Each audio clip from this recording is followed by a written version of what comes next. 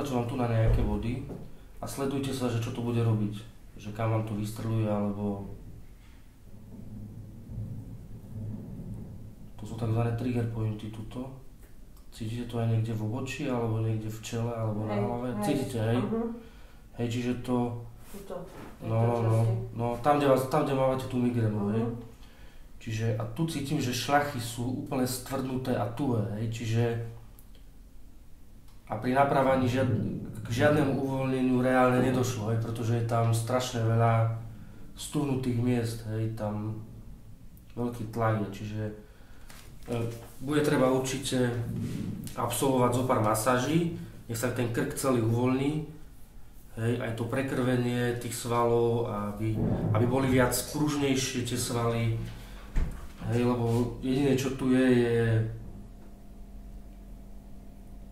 atlas sedí správne, hej, necítim tu žiaden posun, hej, ale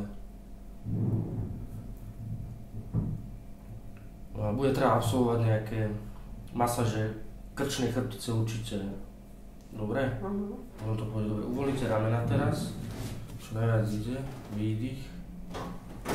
Dobre. A ešte. Nič sa nejde, nič nepúka. Tu aj keď tlačí na tú chrbticu, vy cítite bolesť, že? No a tam je veľa, tam tie miesta od TH1 po možno TH5 veľmi stúhnuté. Ja nechcem tam veľa tlačiť, aby som neurobil nejaký problém teda.